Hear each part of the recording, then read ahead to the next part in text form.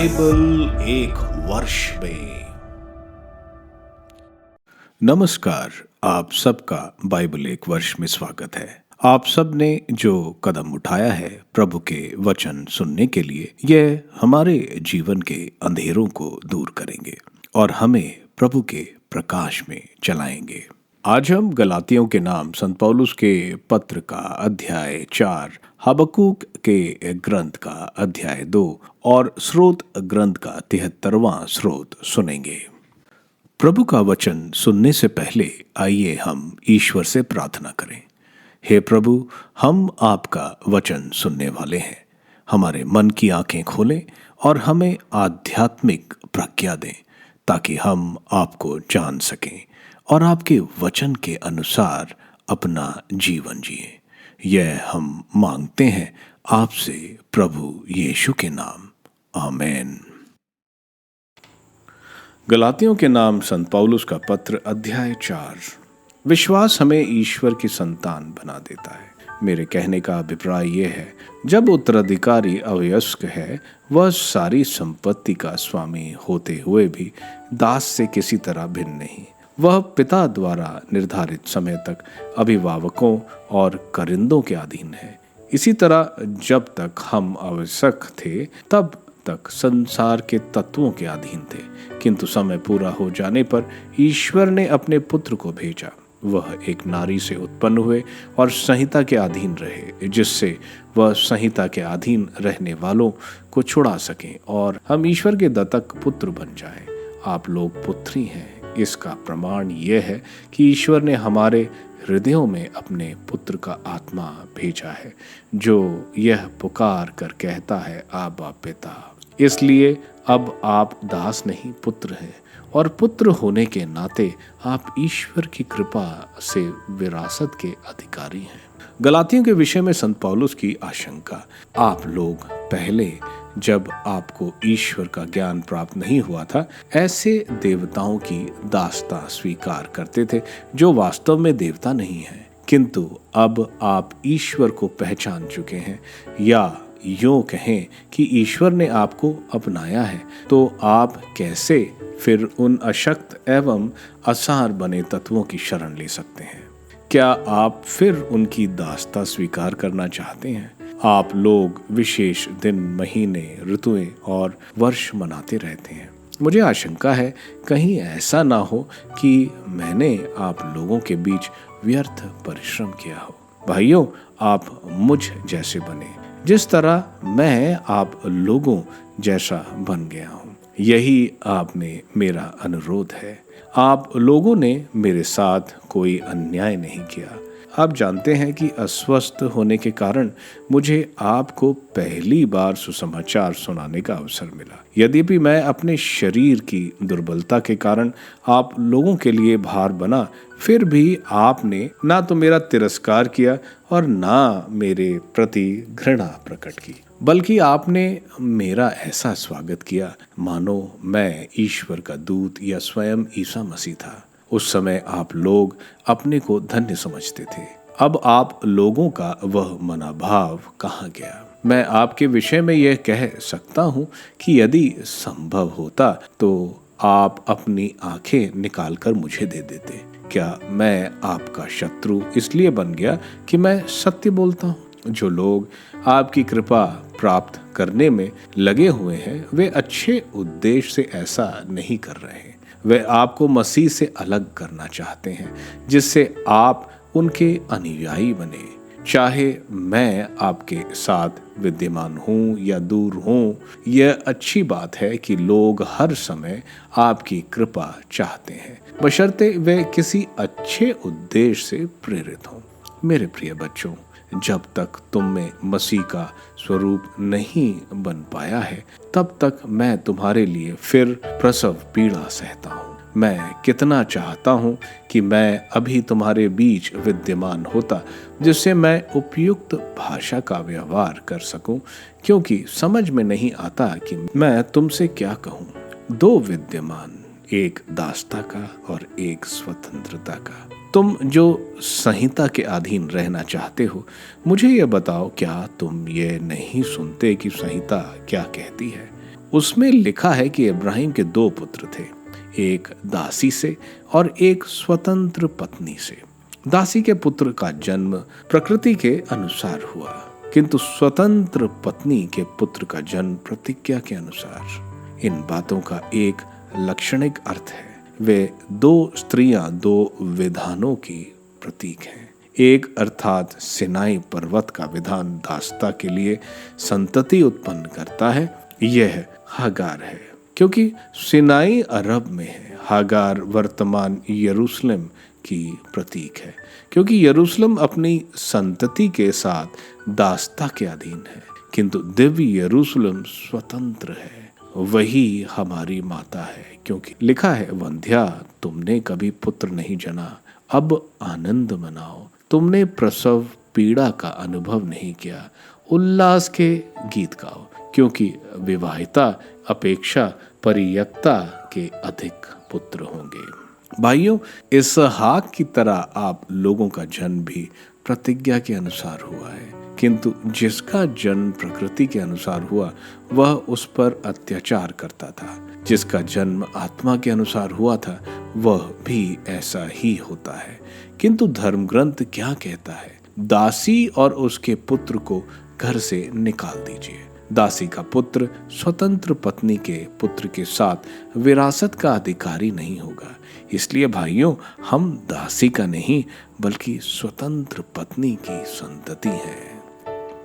Habakkuk का ग्रंथ अध्याय 2, दूसरा प्रवचन, विश्वास का महत्व। मैं अपनी चौकी पर खड़ा हो जाऊंगा, मैं 4 दीवारी पर चढ़कर प्रतिज्ञा करता रहूंगा कि प्रभु मुझसे यह कहेगा और मेरी शिकायतों का क्या उत्तर देगा। प्रभु ने उत्तर में मुझसे यह कहा, जो दृश्य तुम देखने वाले हो उसे स्पष्ट रूप से पाटियों पर लिखो, जिससे सब उसे सुगमता से पढ़ सके, क्योंकि वह भविष्य का दृश्य है जो निश्चित समय पर पूरा होने वाला है। यदि उसमें देर हो जाए तो उसकी प्रतीक्षा करते रहो, क्योंकि वह अवश्य ही पूरा हो जाएगा। जो दुष्ट है वह नष्ट हो जाएगा, जो धर्मी है वह अपनी धार्मिकता के कारण सुरक्षित रहेगा। अत्याचारों की निंदा। धन धोखेबाज है, धनी घमंडी और बेचैन बना रहता है। वह अधोलोक जैसा लालची, काल जैसा अतृप्त रहता है। वह सब राष्ट्रों को अपने अधीन कर लेना चाहता है और सभी जातियों पर अधिकार जमाना चाहता है, किंतु इसका नतीजा उल्टा होगा। वे लोग उस पर व्यंग कसेंगे और यह कहकर ताना मारेंगे। 5 अभिशाप। धिक्कार उसे जो दूसरों का धन चोरी कर संचित करता है और जो बंधक के बंधक लेता रहता है। यह कब तक होगा? तेरे कर्जदार अचानक उठेंगे और तुझसे तकाजा करने वाले सतर्क हो जाएंगे, तब वह तुझको लूट लेंगे। चूंकि तूने अनेक राष्ट्रों को लूटा है, अन्य सब राष्ट्र ही तुझे लूटेंगे। तूने तो कितनों का रक्त बहाया है और राष्ट्रों, नगरों और निवासियों को नष्ट भ्रष्ट कर दिया है। धिक्कार है उसे जिसने लूट के धन से अपना घर भर लिया है और अपनी सुरक्षा के लिए ऊंचे ऊंचे महल बनाए हैं। तू अनेक लोगों का विनाश करना चाहता था, किंतु तूने अपने ही घर की प्रतिष्ठा नष्ट कर दी और अपना ही नाश कर दिया। दीवारों के पत्थर बदला के लिए चिल्ला रहे हैं और लकड़ी की कड़ियां स्वर मिला रही हैं। धिक्कार है उसे जो खून पर नगर बनाता है और दुष्टता की नींव पर शहर का निर्माण करता है। विश्वमंडल के प्रभु की इच्छा यह है कि जो कुछ बेगारी से बना है वह अंत में भस्म हो जाएगा और बंदियों का परिश्रम व्यर्थ सिद्ध होगा। जिस तरह समुद्र जल से भरा है, उसी तरह देश प्रभु ईश्वर की महिमा के ज्ञान से भरा होगा। धिक्कार है जो अपने पड़ोसियों को शराब पिलाता है और विष भी मिलाता है, जिससे वे होश हवास खो बैठे और उनकी नग्नता उधड़ जाए। इस प्रकार के मद्यपान से तेरी महिमा नहीं, तेरी नीचता व्यक्त होती है। अब तो तू ही पीकर अपनी नग्नता उगाड़ देगा। प्रभु ईश्वर का प्याला परोसा गया है, तू इसे घटक जाएगा और तेरे सम्मान अपमान में बदल जाएंगे। जिस तरह तूने लेबनान को आघात पहुंचाया था और उसकी मवेशियों का वध किया था, उसी तरह तुझ पर हिंसा और आतंक टूट पड़ेगा।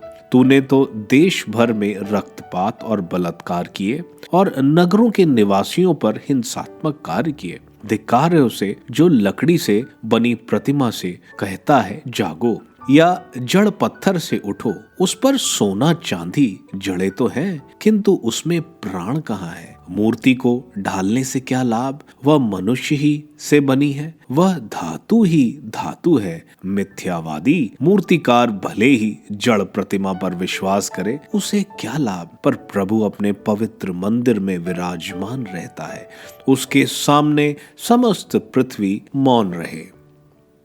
स्रोत ग्रंथ स्रोत 73। दुष्ट का असार वैभव। एक स्रोत आसाफ का। इज़राइल के लिए ईश्वर कितना भला है, उन लोगों के लिए जिनका हृदय निर्मल है। फिर भी मेरे पैर लड़खड़ाने लगे और मैं गिरते गिरते बचा, क्योंकि दुष्टों को फलते फूलते देखकर मैं घमंडियों से ईर्ष्या करने लगा। उन्हें कोई कष्ट नहीं होता, उनका शरीर हष्ट पुष्ट है, वे दूसरों की तरह परिश्रम नहीं करते और उन पर विपत्ति भी नहीं पड़ती। इसलिए वे घमंड को कंठहार की तरह पहनते और हिंसा को वस्त्र की तरह ओढ़ते हैं। उनके जटिल हृदय से अधर्म उत्पन्न होता है, उनके मन में बुरे विचार असंख्य हैं। वे उपहास करते और देशपूर्ण बातें कहते हैं। वे अपने घमंड के आवेश में दूसरों को धमकाते हैं। वे स्वर्ग के विरुद्ध बोलते हैं। उनकी जिह्वा पृथ्वी भर की बात करती है।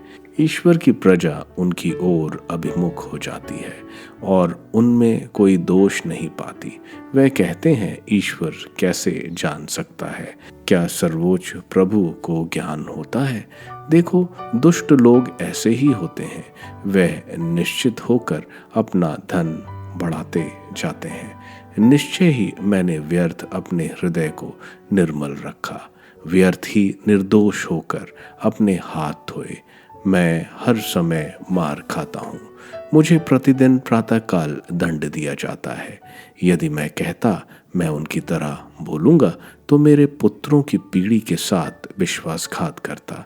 मैंने इस रहस्य पर विचार किया, किंतु वह मुझे भारी लगा। तब मैंने ईश्वर के मंदिर में प्रवेश किया और उन लोगों की अंतगति को समझा। निश्चय ही तू उन्हें पिछल भूमि पर रखता है और उन्हें विनाश के गर्त में गिरने देता है। क्षण भर में उनका विनाश हो जाता है। वे आतंकित होकर पूर्णतः समाप्त हो जाते हैं। प्रभु नींद से जगाने पर जिस प्रकार स्वप्न मिट जाता है, उसी प्रकार तू उठकर उनका तिरस्कार करेगा। जब मेरा मन कटुता से भरा था और मेरा हृदय दुखी था, तो मैं मूर्ख और नासमझ था। मैं तेरे सामने पशु जैसा था, फिर भी मैं सदा तेरे साथ हूँ और तू मेरा दाहिना हाथ पकड़कर अपने परामर्श से मेरा पथ प्रदर्शन करता है और बाद में मुझे अपनी महिमा में ले चलेगा। तेरे सिवा स्वर्ग में मेरा कौन है? मैं तेरे सिवा पृथ्वी पर कुछ नहीं चाहता। मेरा शरीर और मेरा हृदय भले ही क्षीण हो जाए, किंतु ईश्वर मेरी चट्टान है, सदा के लिए मेरा भाग्य। जो तुझे त्याग देते हैं वे नष्ट हो जाएंगे, जो तेरे साथ विश्वासघात करते हैं तू उनका विनाश करता है। ईश्वर के साथ रहने में मेरा कल्याण है। मैं प्रभु ईश्वर की शरण आया हूँ। मैं तेरे सब कार्यों का बखान करूंगा। गलातियों के नाम संत पौलुस के पत्र के अध्याय 4 में संत पौलुस बता रहे हैं कि जो वारिस नाबालिग होता है वह दास की तरह रहता है। वो वारिस होने के बावजूद उसका अपना कोई अधिकार नहीं होता है। इसी तरह इज़राइल वारिस तो है लेकिन अभी भी दास है। लेकिन जब समय पूर्ण हुआ, ईश्वर पुत्र मानव बनकर यहूदियों में जन्म लिए और उनको दासता से मुक्त किया, और जो भी प्रभु यीशु में विश्वास करता है उसे अपनी आत्मा के वरदान से पिता परमेश्वर के पुत्र और पुत्रियां बनाया। अब जब मुक्ति मिली है तो गलाती अपने पुराने रीति रिवाज और यहूदियों की रीति यानी विश्राम दिवस आदि, जिसको सब तोड़ दिया गया है प्रभु द्वारा, अब उसे फिर क्यों उसमें वापस जा रहे हैं। संत पौलुस आगे बता रहे हैं कि किस तरह गलातियों ने संत पौलुस का ख्याल रखा था, क्योंकि उस जगह की रीति ऐसी थी कि कोई बीमारी वाले को दूर कर दिया जाता था। वैसा गलातियों ने नहीं किया। संत पौलुस को कोई आंख की तकलीफ थी। संत पौलुस बोलना चाहते हैं कि गलाती संत पौलुस के मनोभाव को जानते हैं, तो अब वो ऐसा क्यों कर रहे हैं कि वो एक गलत सुसमाचार की तरफ जा रहे हैं।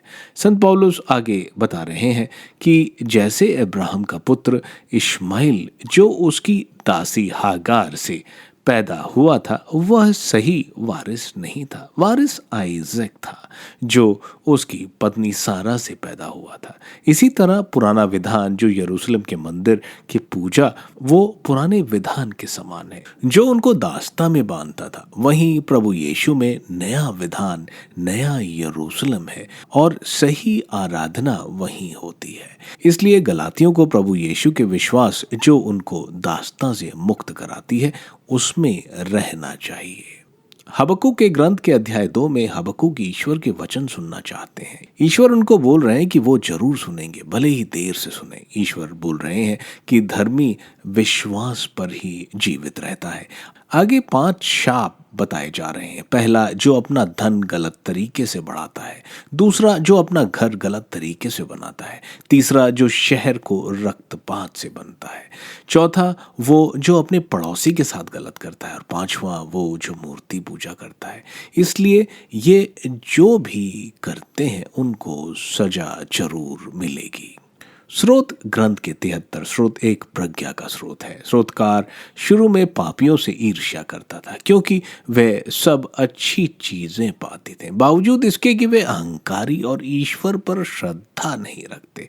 लेकिन मंदिर में पूजा के बाद स्रोतकार समझता है कि दुष्ट की सजा उसका इंतजार कर रही है। आप सबको धन्यवाद ईश्वर के वचन सुनने के लिए। मैं आपसे विनती करता हूं कि आप बाइबल एक वर्ष में को दूसरों के साथ शेयर करें, क्योंकि प्रभु का वचन स्वयं प्रभु यीशु है। प्रभु को दूसरों को देने वालों को प्रभु की आशीष जरूर मिलेगी। मैं आप सबका बड़ी बेसब्री से कल इंतजार करूंगा। धन्यवाद।